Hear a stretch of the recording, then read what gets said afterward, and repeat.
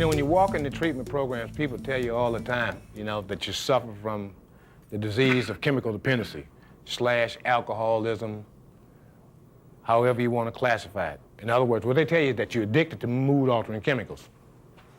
Don't really register with us that much, you know? I think a lot of the times when we walk in a program and people start talking at us instead of to us, it helps us to become more confused than we were before. Because literally, you have to remember, as you walk in here, you don't really think there's anything wrong with you in the first place, am I right? Don't you actually think that there's something wrong with everybody else for thinking that there's something wrong with you? Isn't that what you tell yourself? And when we come into programs, people say, well, you know what? Whatever's going on in his life or whatever's happening, he's in denial about it. How many people in here have heard that word denial? Have you listened to you? In fact, what I want to talk to you today is about denial. And in the field, I think a lot of times we labor fruitlessly on a subject that I don't actually think is denial when people start talking to us about denial. You know, they tell us every single thing we say to them, and when we have our answers for them, they generally tell us we're in denial. And what happens is, I don't really think it's denial. But if a person tells you continuously that you're in denial long enough, what do you start to do as a client? What do you start to do? If every time you say something, I say you're in denial, what do you start to do? Huh? Not only get defensive, but don't you have a tendency to shut down? That's right. You have a tendency to shut down because nobody wants to continuously be told that they're in denial, or in other words, that they're telling a lie about something. You just have a tendency to say, well, you know what? No matter what I say, it looks like it's going to be wrong anyway, so I ain't going to say nothing at all.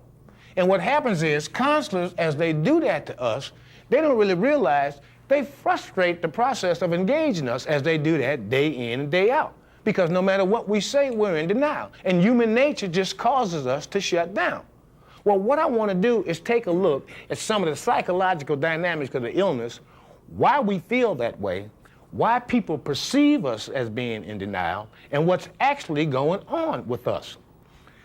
We come in, they say that we suffer from the disease of addiction, right?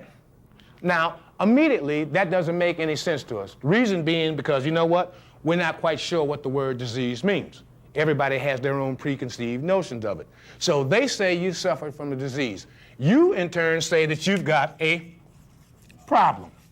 And I heard somebody say it, am I right? I got an alcohol problem. I got a marijuana problem. I got a cocaine problem. You stay as far away from this word as you possibly can. One of the reasons being is we ain't quite sure what that means to us. That word's kind of scary. We know that's something way beyond us as human beings. There's something else controls this. We like to classify what's going on with us as a problem. My alcohol problem, my marijuana problem. But do you know what's happening to you psychologically when you do that? See, you do that for a reason.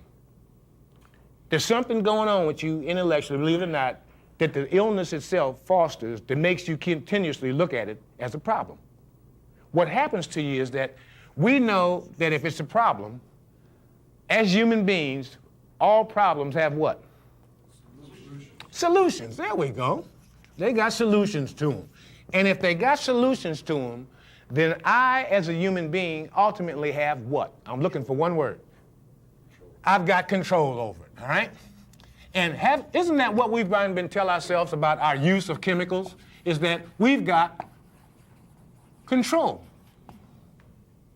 That's why when we come into a program, we are actually so resistant.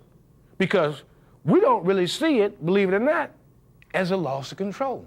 We think that we've actually been calling all the shots. We tell ourselves, you ever listen to us when we say we're going to cop? I'm going to cop. We announce that proudly, don't we? I'm going to cop. Thinking that actually that's us doing the talking, when actually it's the disease telling you.